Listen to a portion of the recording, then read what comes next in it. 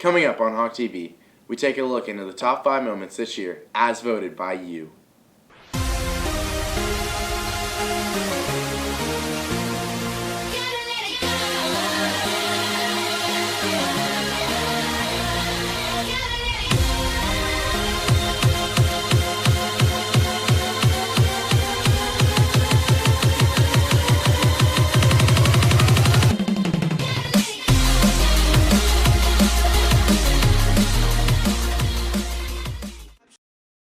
Good morning, Hebron High School. I'm Jacob Johnson. And I'm Andre Slickage. On the season finale of Hawk TV, we're counting down the top 5 most memorable moments of this past school year. At number 5, we have theater winning Best Ensemble at Dallas Summer Musical.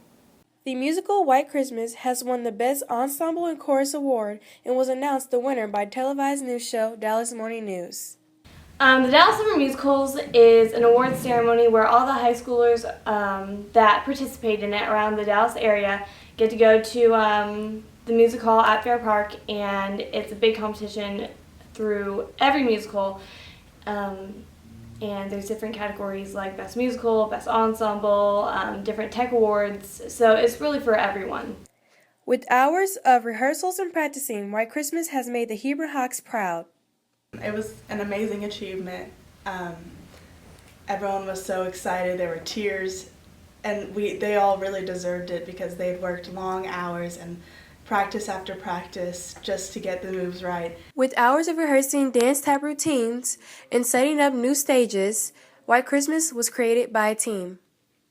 We had about 15 ensemble members, half boys, half girls, and I can remember our first rehearsal and them trying to learn that first initial tap routine that started off the entire production, and just looking at that and looking at the final production and what actually they made out of it, it was just absolutely amazing. They would come in the morning and stay long hours after school just to make sure that they got it perfect because they were so dedicated and they just loved the production so much, and they loved all of each other, and they wanted to make each other proud and give the school something to be proud of, and they worked so hard to achieve that, and they really deserved the award that they got. Reporting from Hawk TV, I'm Courtney Foster. Now back to the studio. Thanks, Courtney. Coming in at number 4, we have the snow days that kept us out of school. This winter, the North Texas area experienced heavy snow and ice, causing widespread school closings. I stayed at a friend's house because I learned the night before that I could stay at home, and we got iced in at his house and we couldn't leave. We ended up leaving anyways, which was a stupid idea because we could have gotten the car stuck. But no, I mean, went outside, played in well, it's not really snow, I guess, it was more ice. So just kind of slid around in the ice and sledded. Due to missing multiple days of school this winter, LASD has added an extra day at the end of the year. Actually, I think the snow days were good, but I think we shouldn't have had that many because there were like a lot of snow days that we didn't need to have technically, but yeah. I feel like it could have been decided better whether to come or to not come, you know. So they should have at least kept us here or told us not to come at all. Because it was kind of a danger to have everyone leaving at one time and with ice, you know. Reporting for Hawk TV, I'm Spencer Rojas. Now back to the studio. Thanks, Spencer. Taking the 3rd most memorable moment of the year is boys cross country making nationals. The district champ team comes from what they describe as a generic suburb, but they're giving it some pizzazz here today. Let's give a biggest Texas welcome to the Carrollton Cross Country Club.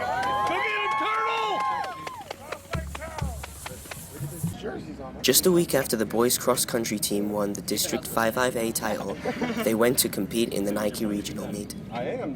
There's 6 regions split up in the United States, and they take the 2 teams from each region and then another couple wild card teams.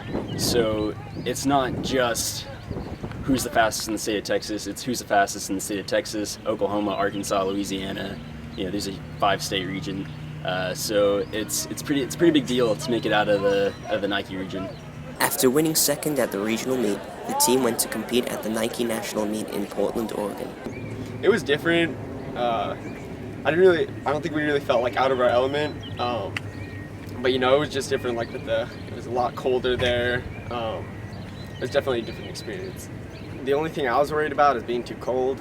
because it was really cold out there, and we had to run in singlets, tank tops and short shorts. So the only thing I was worried about was that, and then for me it was just another race. So I was just gonna try to do my best against the best.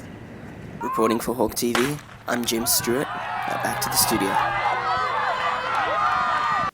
Thanks, James. Every year, students and teachers practice safety drills in case of emergency. Coming in at number 2 is the day that Hebron was sent on lockdown. Students and teachers were in lockdown. Please go into lockdown for me. On January 14th, the Carrollton Police Department received a call that there was an active shooter in the orchestra room. Immediately, Mr. Finch placed Hebron under lockdown. It wasn't a short while later that 2 Carrollton police officers, as a matter of fact, they were high-ranking police officers that just happened to be in the area, so they came in, one with their pistol drawn and the other one with a rifle strapped across his shoulder. They went to the room and they breached the room in case there was anybody in there. There wasn't. A short time after police arrived, the main office received a call that there was a bomb or explosive device on campus. Information we received at our dispatch center was that there's possibility of a bomb as well as someone with a gun on campus. So, of course, with that information, we had to, react appropriately and send units up here to evaluate the situation. And so we were addressing both at the same time, but it was actually the active shooter, the threat of somebody in the building with a gun is what put us in lockdown, not the bomb threat. Signs of a hoax were clear early on in the situation, but police still continued to follow a protocol to ensure the safety of the students. For about an hour and a half, that's what we were doing. We were investigating, trying to make sure the building was clear, that there wasn't any danger present as far as a shooter or a bomb, and so it took us about an hour and a half to do that. Although the threat ended up being a hoax, the incident gave the staff a good opportunity to evaluate the effectiveness of their emergency procedures.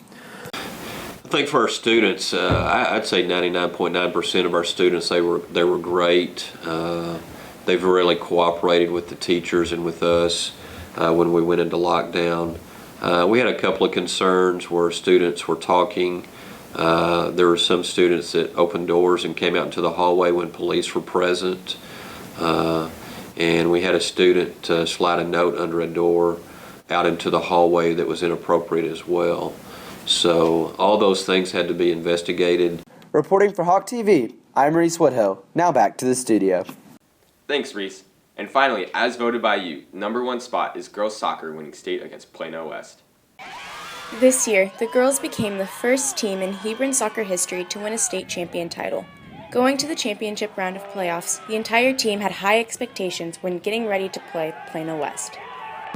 I felt that we knew we could win the game. We watched Plano West play the Thursday before, right after we played. So having watched them play and seeing what they could do against Reagan, we felt like we could take them. We could adjust to what they were doing. We felt like we were a little bit stronger than they were. It was just a matter of execution. So we went into Saturday thinking we could win it. Emotions ran high as the score was set 0-0 going into penalty kicks. During the game, it was really hectic. There was a lot of nerves, and I guess for a lot of people who weren't as experienced on the field, I mean, no one's ever gone to state on this team before, but there was a confidence issue for some people. It's in the shootout where the girls finally made their first goal and brought home the school's first soccer state championship. With the game and stuff, I think it went the way we wish we could have scored in regulation time, and that would have been the best way to win, but going into PKs, we'd done it before, so it was okay. We were okay with it. The girls' championship game had one of the best attended away soccer games and helped motivate the players throughout the game. The faculty was able to watch the state semifinal during our in-service day, and a lot of people made the trek to Georgetown to watch us play on Saturday. You'll never know how much of an impact that had on the players and on the coaches, just looking up in the stands and seeing more fans on our end than on Plano West. So hopefully we can fill the stands a little bit more than what we did this year now that you see what we're capable of doing. Reporting for Hawk TV, I'm Tiana Lott. Now back to the studio. Thanks, Tiana. That's it for Hawk TV this year. I'm Andre Slickage. And I'm Jacob Johnson. Goodbye, Hebron.